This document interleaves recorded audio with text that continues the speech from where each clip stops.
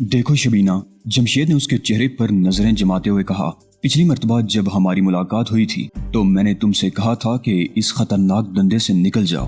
میں نے تم سے یہ بھی کہا تھا کہ تمہیں جتنا پیسہ چاہیے مجھ سے لے لو اور یہاں سے چلی جاؤ، اتنی دور کہ یہ لوگ تمہارا سراغ نہ لگا سکیں۔ میری یہ پیشکش اب بھی برقرار ہے، تمہیں میرے ساتھ اتنی ہمدردی کیوں ہے؟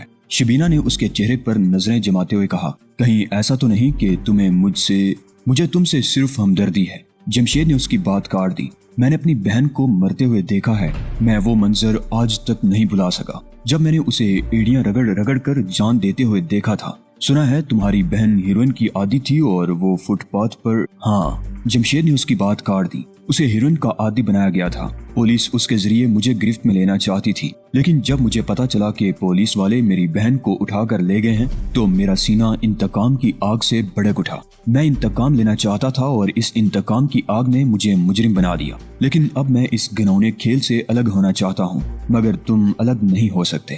شبینہ نے کہا، موت اور زندگی کے اس کھیل میں شامل ہونے کے بعد کوئی شخص اپنی مرضی سے الگ نہیں ہو سکتا۔ راستے میں کئی خطرناک رکاوٹیں ہیں، پولیس سب سے بڑی رکاوٹ ہے، تم ان کی آمدنی کا ایک بڑا ذریعہ ہو۔ تمہیں مجرم بنایا اس لیے گیا تھا کہ انہیں آمدنی کا ایک ذریعہ مل جائے، اب تم مر کر ہی ان سے پیچھا چھڑا سکتے ہو۔ پولیس کے علاوہ تمہارے کاروباری حریف اور حلیف تمہیں اس دھندے سے الگ نہیں ہونے دیں گے، تم ان سے فرار حاصل نہیں کر سکو گے۔ تم دنیا کے کسی کونے میں چلے جاؤ، وہ تمہیں ڈھونڈ نکالیں گے، اس لیے کہ تم سے ان کے بہت سے مفاد اور راز وابستہ ہیں، وہ کہیں بھی تمہارا پیچھا نہیں چھوڑیں گے۔ تمہیں اس کا تجربہ ہے اور تم مجھے مشورہ دے رہے ہو کہ میں یہ دھندا چھوڑ کر کہیں چلی جاؤں، یہ کیسے ممکن ہو سکتا ہے؟ اگر تم چاہو تو میں تمہیں تحفظ دے سکتا ہوں۔ جمشید نے کہا، جو خود عدم تحفظ کا شکار ہو وہ دوسروں کو کیا تحفظ فراہم کر سکتا ہے؟ ہمارے شہر کی پولیس کی طرح۔ شبینہ نے کہا، اس کے ساتھ ہی اس کے ہونٹوں پر مسکراہٹ آ گئی تھی۔ بہرحال جمشید نے اس کی مسکراہٹ کو نظر انداز کرتے ہوئے کہا، میں نوری کی کوئی پیشکش قبول نہیں کر سکتا، میرا جواب اب بھی وہی ہے جو پہلے تھا، سوچ لو پرنس جمشید۔ شبینہ نے کہا، نوری تمہارے بارے میں سب کچھ جانتا ہے، تمہارا کوئی بھی خفیہ ٹھکانہ اس کی نگاہوں سے پوشیدہ نہیں ہے۔ Black mailing? جمشید نے اسے گورا، تم بھی یہ بات ذہن میں رکھو کہ پولیس کا سب انسپیکٹر شجاعت علی تمہاری تلاش میں ہے۔ آہا، شبینہ نے زوردار کہکہا لگایا، میں بھول گئی تھی کہ پولیس میں اس جیسے احمق بھی موجود ہیں۔ اس کے ساتھ جو کچھ ہو چکا ہے، اس کی جگہ کوئی اور ہوتا تو پولیس کی نوکری چھوڑ کر بھاگ چکا ہوتا، لیکن اسے فرض شناسی اور ذمہ داری کا ہیضہ ہو گیا ہے، وہ کبھی مجھ تک نہیں پہنچ سکتا۔ میرے پیچھے خالد کی طاقت ہے اور جس کی پشت پر نوری جیسی طاقت ہو، پولیس اس کا کچھ نہیں بگاڑ سکتی۔ تم آگ سے کھیل رہی ہو شبینہ، جمشید نے کہا، اس سے پہلے کہ یہ آگ تمہیں جلا کر بھسم کر ڈالے، تم اس کھیل سے الگ ہو جاؤ۔ مشورے کا شکریہ۔ شبینہ کرسی سے اٹھتے ہوئے بولی، میں تمہارا پیغام نوری خالد تک پہنچا دوں گی، لیکن میرا بھی مشورہ ہے کہ ایک بار پھر سوچ لو، میں اپنی طرف سے تمہیں ایک اور موقع دے کر جا رہی ہوں، 2 دن بعد پھر ملاقات ہوگی۔ شبینہ چلی گئی اور جمشید اس کے بارے میں سوچتا رہ گیا۔ شبینہ سے اس کی پہلی ملاقات تقریباً 10 مہینے پہلے ہوئی تھی، وہ رات اسے کبھی نہیں بھولے گی۔ 11 بجے کا وقت تھا، وہ اپنے ناظم آباد والے مکان کی طرف جا رہا تھا۔ ٹیکسی اس نے نایاب سینما کے سامنے چھوڑ دی تھی۔ مارکیٹ کے قریب وہ جیسے ہی پارک کے سامنے پہنچا، اسے ایک نسوانی چیخ سنائی دی۔ اس نے ادھر ادھر دیکھا، سردی زیادہ ہونے کی وجہ سے سناٹا تھا، سڑک سنسان پڑی تھی۔ اس نے پارک کی طرف دیکھا، یہاں بھی تاریکی اور سناٹا تھا۔ چیخ کی آواز دوبارہ سنائی دی۔ وہ پارک میں داخل ہو کر ادھر ادھر دیکھنے لگا۔ اس نے سنسان اور تاریک پارک میں ایک لڑکی کو بھاگتے ہوئے دیکھ لیا۔ لڑکی چیخ رہی تھی اور 2 آدمی اس کے پیچھے بھاگ رہے تھے۔ وہ لڑکی کسی پودے میں الجھ کر گر گئی۔ اس کا تعاقب کرنے والے اس کے سر پر پہنچ گئے، لیکن اس سے پہلے کہ وہ لڑکی تک پہنچ سکتے، جمشید ان کے راستے میں آ گیا۔ وہ 2 تھے اور جمشید اکیلا، لیکن اس نے ان دونوں کو گھونسوں اور ٹھوکروں پر رکھ لیا۔ وہ دونوں نوجوان تھے۔ اس طرح اچانک مداخلت پر وہ کسی قدر بدحواس ہو کر پٹتے رہے، لیکن پھر جلد ہی سنبھل گئے۔ اب جمشید ان کے درمیان فٹ بال بن گیا۔ وہ دونوں اس کی پٹائی کرنے لگے۔ جمشید کی ناک اور ہونٹوں سے خون بہنے لگا۔ زبان پر اپنے خون کا ذائقہ محسوس کر کے جمشید پر جنون سا طاری ہو گیا۔ اس نے سنبھل کر ان دونوں پر حملہ کر دیا۔ ان میں سے ایک نے چاقو نکال لیا۔ جمشید نے اس کے ہاتھ پر زوردار ٹھوکر ماری۔ چاقو اس شخص کے ہاتھ سے چھوٹ کر دور پودوں میں جا گرا۔ اس کے بعد جمشید نے انہیں سنبھلنے کا موقع نہیں دیا۔ وہ دونوں راہ فرار اختیار کرنے پر مجبور ہو گئے۔ وہ دونوں مختلف سمتوں میں بھاگ نکلے۔ اس کے جاتے ہی جمشید لڑکی کی طرف متوجہ ہو گیا جو پودوں میں سہمی ہوئی پڑی تھی۔ کون ہو تم؟ اور یہ کون لوگ تھے؟ جمشید نے بازو سے پکڑ کر اسے اٹھاتے ہوئے پوچھا۔ میرا نام شبینہ ہے، یہ لوگ مجھے دھوکے سے لے آئے تھے، لڑکی نے جواب دیا۔ وہ خوف سے ہولے ہولے کانپ رہی تھی۔ کون تھے یہ لوگ؟ جمشید نے سوال کیا۔ میرے کلاس فیلو، لڑکی نے جواب دیا۔ میں کالج میں پڑھتی ہوں۔ ان کے کہنے پر میں سہیلی سے ملنے کا بہانہ کر کے گھر سے نکلی تھی۔ ہم نے فلم دیکھنے کا پروگرام بنایا تھا، مگر یہ دونوں مجھے لے کر مختلف جگہوں پر گھومتے رہے۔ پھر ایک اور دوست کے گھر لے گئے، مگر اس کے مکان پر تالا لگا ہوا تھا۔ پھر ہم یہاں پارک میں آ کر بیٹھ گئے۔ تاریکی اور سناٹے میں مجھے ڈر سا لگ رہا تھا۔ وہ لوگ موقع سے فائدہ اٹھا کر مجھ سے چھیڑ چھاڑ کرنے لگے، اور پھر ان میں سے ایک نے میرا منہ دبوچ لیا اور دوسرا شبینہ خاموش ہو گئی۔ چند لمحوں کی خاموشی کے بعد وہ پھر اپنے بارے میں بتانے لگی۔ وہ ایک متوسط گھرانے کی لڑکی اور 3rd ایئر کی طالبہ تھی۔ اس کا باپ سرکاری ملازم تھا۔ وہ ایک ایسے محکمے اور ایسی سیٹ پر تھا جہاں بقول شخص سے ہن برستا تھا، لیکن اس نے کبھی رشوت نہیں لی تھی۔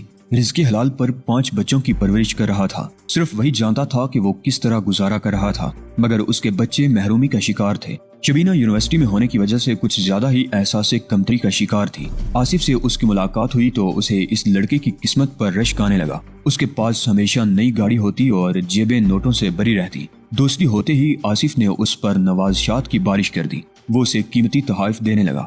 شبینہ شروع میں تو یہ تحائف گھر والوں سے چھپاتی رہی، مگر پھر اس کا یہ راز چھپا نہ رہ سکا۔ ماں باپ نے اسے پیار سے سمجھانے کی کوشش کی، عزت کا واسطہ دیا، ڈرایا دھمکایا، مگر شبینہ اس راستے پر چل نکلی تھی جہاں کوئی پابندی اس کے پیروں کی بیڑی نہ بن سکی۔ چند ہفتوں بعد آصف کا دوست علی مراد بھی ان کے ساتھ رہنے لگا۔ وہ بھی دولت مند لڑکا تھا، اور ان دونوں کی دولت کی چمک نے شبینہ کو اندھا کر دیا تھا۔ وہ اس راستے پر اتنا آگے نکل چکی تھی کہ اس کے لیے واپسی ممکن نہیں رہی تھی۔ وہ تو یہ بھی بھول گئی تھی کہ وہ ایک ایسے شریف گھرانے کی لڑکی ہے جہاں عزت ہی کو سب سے بڑی دولت سمجھا جاتا ہے، اور پھر اس روز وہ ان کی ہوس کا شکار ہوتے ہوتے بچی تھی۔ اگر جمشید بر وقت نہ پہنچ جاتا تو نہ جانے کیا ہو جاتا۔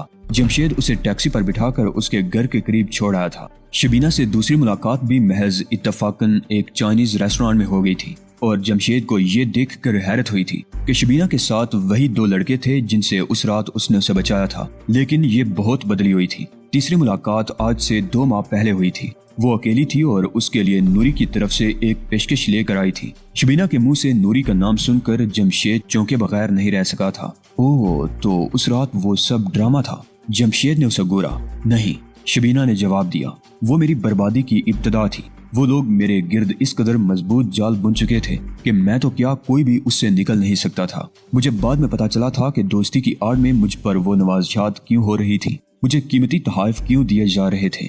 اب حقیقتاً میں اس مقام پر پہنچ چکی ہوں جہاں سے واپسی ممکن ہی نہیں۔ جمشید نے اس وقت بھی اسے سمجھانے کی کوشش کی تھی، اور اب بھی اسے سمجھانے کی کوشش کرتا رہا تھا، مگر شبینہ نے ٹھیک ہی کہا تھا کہ آگ اور خون کے اس کھیل میں شریک ہونے کے بعد کوئی اس سے الگ نہیں ہو سکتا تھا۔ شبینہ کے جانے کے بعد جمشید دیر تک اس کے بارے میں سوچتا رہا۔ ایک اچھے اور شریف گھرانے کی لڑکی کس طرح محرومیوں کے شکار ہو کر خطرناک راستے پر چل نکلی تھی، اور اب اس کی واپسی کا کوئی امکان نہیں تھا۔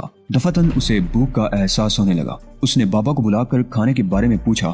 سالن تیار تھا، صرف روٹی پکانی تھی۔ ٹھیک ہے بابا، وہ پلنگ سے اترتے ہوئے بولا، تم روٹی پکاؤ، بڑے زور کی بھوک لگ رہی ہے، میں منہ ہاتھ دھو کر آ رہا ہوں۔ جمشید باتھ روم کی طرف بڑھا، مگر زخمی پیر زمین پر رکھتے ہی اس کے منہ سے ہلکی سی کراہ نکل گئی۔ زخم کی وجہ سے ٹانگ میں اچھی خاصی تکلیف تھی۔ وہ لنگڑاتا ہوا باتھ روم تک گیا۔ چند منٹ بعد بابا روٹی پکا کر کھانا میز پر لگا چکا تھا۔ بابا، جمشید اس کی طرف دیکھتے ہوئے بولا، ڈاکٹر احمد کا کلینک ابھی کھلا ہوگا، تم جا کر ڈاکٹر احمد کو بلا لاؤ، کہنا ٹانگ پر چوٹ لگ گئی ہے، ڈریسنگ کرانی ہے۔ جی، میں ابھی بلا کر لاتا ہوں، بابا کہتے ہوئے باہر چلا گیا۔ جمشید کھانا کھا کر ڈرائنگ روم میں آ گیا۔ ٹانگ میں اچھی خاصی تکلیف تھی۔ ڈاکٹر احمد تقریباً 40 منٹ بعد آیا تھا۔ اس ڈاکٹر سے جمشید کے تعلقات خاصے پرانے تھے۔ وہ اسے ایک کاروباری اور شریف آدمی سمجھتا تھا۔ اسے کبھی شبہ بھی نہیں ہو سکا تھا کہ جمشید کی اصلیت کیا ہے۔ کیا ہوا، کیسے چوٹ لگی؟ ڈاکٹر احمد نے اس کی ٹانگ کی پٹی کھولتے ہوئے پوچھا۔ چوٹ نہیں، گولی لگی ہے، جمشید نے جواب دیا۔ گولی؟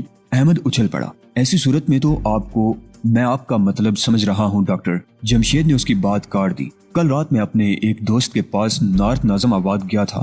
ہم دونوں مارکیٹ کے سامنے سے گزر رہے تھے کہ ایک دکان لوٹ کر فرار ہوتے ہوئے ڈاکوں نے فائرنگ شروع کر دی۔ ایک گولی میری ٹانگ میں بھی لگی۔ افراتفری مچ گئی تھی۔ میرا دوست مجھے اٹھا کر اپنے گھر لے گیا۔ میری حد تک معاملہ چونکہ زیادہ سنگین نہیں تھا، اس لیے میں نے پولیس کو اپنے زخمی ہونے کی اطلاع نہیں دی۔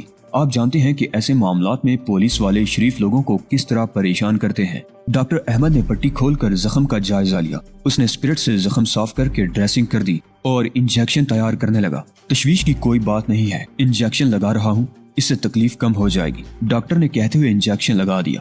جمشید نے 100 روپے کا نوٹ نکال کر اس کے ہاتھ میں تھما دیا اور ڈاکٹر اپنا بیگ اٹھا کر رخصت ہو گیا۔ جمشید صوفے پر نیم دراز ایک بار پھر شبینہ اور نوری خالد کے بارے میں سوچنے لگا۔ اس کا راز فاش ہو گیا تھا۔ سب سے زیادہ خطرناک بات یہ تھی کہ اس کے مقابلے پر نوری خالد آ گیا تھا، جسے زیر زمین دنیا کا سب سے خطرناک آدمی سمجھا جاتا تھا۔ وہ جمشید کے اس راز سے واقف ہو گیا تھا کہ گزشتہ رات اس نے 2 آدمیوں کو قتل کر دیا تھا۔ وہ یقیناً اسے بلیک میل کرنے کی کوشش کرے گا اور غالباً اس کی ابتدا ہو چکی تھی۔ شبینہ دراصل کوئی پیشکش لے کر نہیں آئی تھی، بلکہ اسے نوری خالد کا یہ پیغام دینے آئی تھی کہ وہ اس کے لیے کام کرے۔ اگر پیشکش دوستانہ ہوتی تو کل رات والے واقعے کی تفصیل بتانے کی ضرورت نہیں تھی، لیکن جمشید کو حیرت اس بات پر تھی کہ نوری خالد کو اس کے خفیہ ٹھکانوں کا پتہ کیسے چلا تھا۔ وہ اس بنگلے کو اپنے لیے محفوظ ترین پناہ گاہ سمجھتا تھا۔ جمشید کے شہر میں کئی خفیہ ٹھکانے تھے، ہو سکتا ہے بہت سے ٹھکانے نوری خالد کی نظروں میں آ گئے ہوں، لیکن جمشید کے خیال میں اس کا ایک خفیہ ٹھکانہ ایسا بھی تھا جس کے بارے میں اسے یقین تھا کہ نوری تو کیا اس کے فرشتوں کو بھی اس کا علم نہیں ہوگا۔ اس نے فیصلہ کر لیا کہ شام کا اندھیرا پھیلتے ہی وہ اس ٹھکانے پر منتقل ہو جائے گا۔ یہی سب کچھ سوچتے ہوئے جمشید کی آنکھیں بند ہونے لگی۔ یہ شاید انجیکشن کا اثر تھا۔ کچھ ہی دیر بعد وہ نیند کی آغوش میں پہنچ چکا تھا۔ جمشید کی آنکھ کھلی تو 8:30 بج چکے تھے۔ وہ جلدی سے اٹھ کر تیار ہوا اور بابا کو کچھ ہدایات دیتا ہوا بنگلے سے باہر نکل گیا۔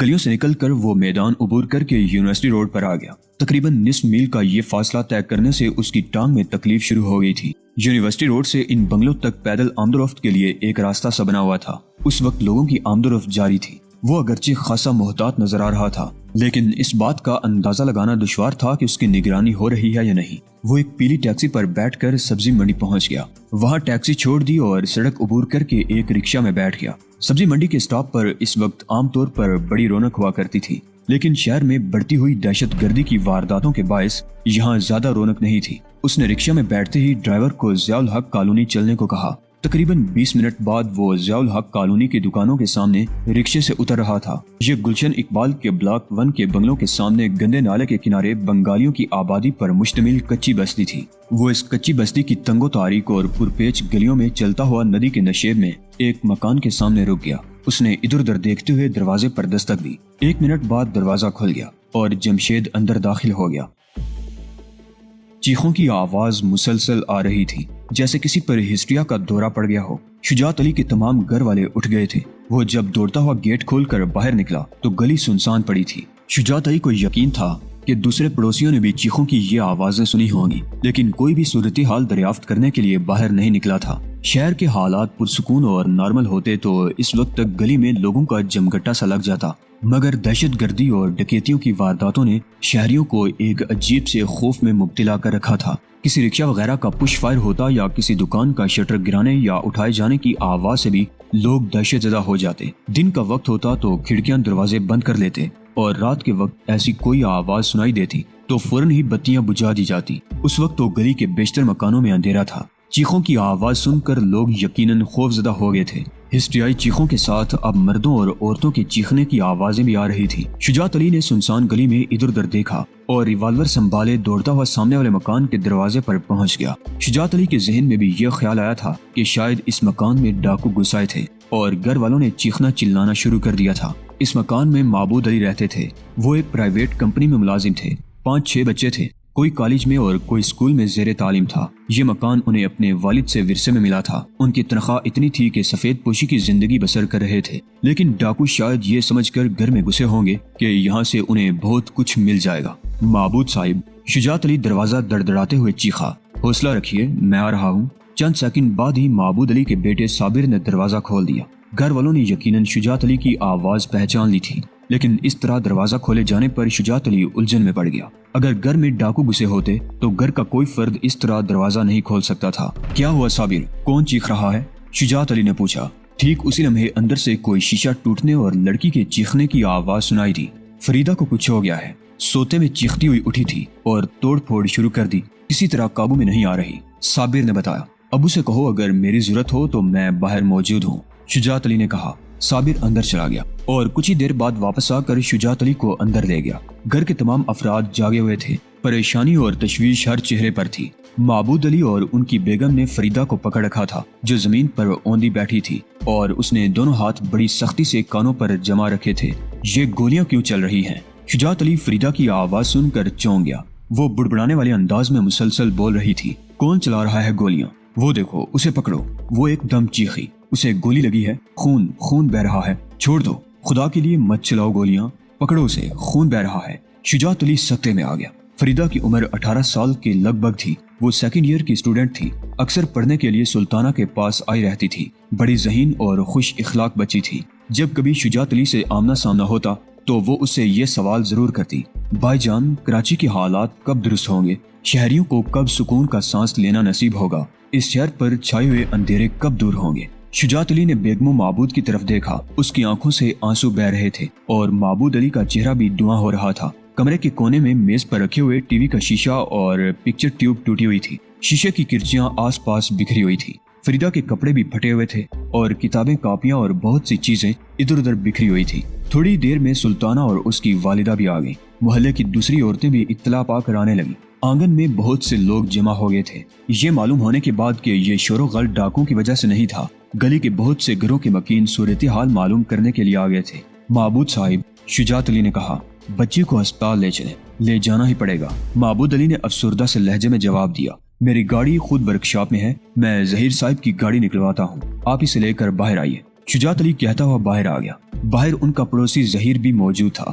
ظہیر صاحب، شجاعت علی اسے دیکھتے ہی بولا، اپنی گاڑی نکالیے، بچی کی طبیعت ایک دم خراب ہو گئی ہے، اسے ہسپتال لے جانا ہے، آپ گاڑی نکالیے، میں ابھی آتا ہوں۔ شجاعت علی نے اپنے کمرے میں آ کر بڑی عجلت میں یونیفارم پہنی اور ریوالور ہولسٹر کا بیلٹ لگاتے ہوئے باہر آ گیا۔ اسے شہر کے بیشتر تھانوں کے اہلکار جانتے تھے، لیکن رینجرز نے بھی جگہ جگہ چوکیاں قائم کر رکھی تھی۔ اس کی موبائلز چیکنگ کرتی رہتی تھی۔ وردی اس نے اس لیے پہنی تھی کہ راستے میں پریشانی کا سامنا نہ کرنا پڑے۔ معبود علی اور ان کی بیگم فریدہ کو دبوچ کر کار کی پچھلی سیٹ پر بیٹھ گئے۔ شجاعت علی نے ڈرائیونگ سیٹ سنبھال لی اور ظہیر ساتھ والی سیٹ پر بیٹھ گیا۔ وہ نماز پڑھ رہا ہے، اسے گولی کیوں مار رہے ہو؟ خدا کے لیے اسے گولی مت مارو، چلے جاؤ جاؤ۔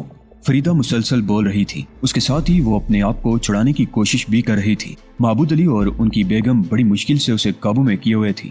فریدہ کی حالت دیکھ کر شجاعت علی کو سمجھنے میں دیر نہیں لگی کہ کراچی کے حالات نے اسے ذہنی طور پر بہت بری طرح متاثر کیا تھا۔ کراچی کا کوئی بھی شہری، خواہ وہ بچہ ہو، جوان ہو یا بوڑھا، اپنے آپ کو حالات سے لا تعلق نہیں رکھ سکتا تھا۔ طالب علم اس لحاظ سے بھی زیادہ متاثر ہو رہے تھے کہ ایک طرف ان کی تعلیم کا حرج ہو رہا تھا اور دوسری طرف ذہن پر یہ خوف طاری رہتا تھا کہ اسکول یا کالج آتے جاتے اچانک کسی طرف سے آنے والی گولی کا نشانہ نہ بن جائیں۔ بات صرف ایک فریدہ کی نہیں تھی، نہ جانے کتنے لوگ اس طرح نفسیاتی دباؤ کا شکار ہو رہے تھے۔ اعصاب پر قابو رکھنے کے لیے کراچی میں رہنے والا ہر تیسرا فرد ٹرانکولائزرز گولیاں استعمال کر رہا تھا۔ ڈاکٹر نے بھی فریدہ کی کیفیت کا اندازہ لگانے میں دیر نہیں کی تھی۔ اسے فوری طور پر انجیکشن دے دیا گیا۔ لگتا تھا جیسے انجیکشن میں بھی تاثیر نہ رہی ہو۔ فریدہ تقریباً آدھے گھنٹے تک چیختی چلاتی اور اپنے آپ کو چھڑانے کی کوشش کرتی رہی اور بالآخر اس کے اعضاء ڈھیلے پڑنے لگے۔ اس کی مزاحمت دم توڑنے لگی۔ اسے بیڈ پر لٹا دیا گیا اور کچھ ہی دیر بعد اس پر غنودگی طاری ہونے لگی۔ شجاعت علی رات بھر ہسپتال میں رہا۔ صبح 6 بجے انجیکشن کا اثر زائل ہوتے ہی فریدہ نے ایک بار پھر چیخنا چلانا شروع کر دیا تھا۔ وہ کبھی کانوں پر ہاتھ رکھ لیتی اور کبھی خون چیخنے لگتی۔ ڈاکٹر کے کہنے کے مطابق حالات نے اس کے ذہن کو بری طرح متاثر کیا تھا۔ یہ غنیمت تھا کہ اس کے دماغ کی نسیں نہیں پھٹی تھی، لیکن وہ شدید ذہنی دباؤ میں تھی۔ ڈاکٹر نے یہ اندیشہ بھی ظاہر کیا تھا کہ وہ طویل عرصہ کے لیے اس اعصابی دباؤ میں رہ سکتی ہے۔ اس روز شجاعت علی بھی شدید طور پر ذہنی دباؤ میں رہا تھا۔ کبھی تو اسے یوں محسوس ہوتا جیسے اس کے دماغ کی نسیں پھٹ رہی ہوں اور بار بار دونوں ہاتھوں سے کنپٹیاں مسلنے لگتا۔ کبھی اس کے جبڑے بنچ جاتے اور کبھی مٹھیاں بیچنے لگتا۔ تھانے کے انسپیکٹر رفت سے اس کی ٹھن گئی تھی۔ شجاعت علی نے جن 2 پولیس والوں کو رہزنی کے الزام میں گرفتار کیا تھا، اس سلسلے میں بھی اس پر شدید دباؤ تھا۔ انسپیکٹر رفت چاہتا تھا کہ ان دونوں پولیس اہلکاروں کے خلاف یہ کیس ختم کر دیا جائے۔ ناظرین، اس سے آگے کیا کیا واقعات پیش آئے جاننے کے لیے اگلی قسط ملاحظہ فرمائیے۔ ایمان افروز اور سنسنی خیز کارنامے سننے کے لیے ہمارے چینل کی پلے لسٹ وزٹ کیجیے، ساتھ ہی چینل کو سبسکرائب کر لیجیے۔ شکریہ۔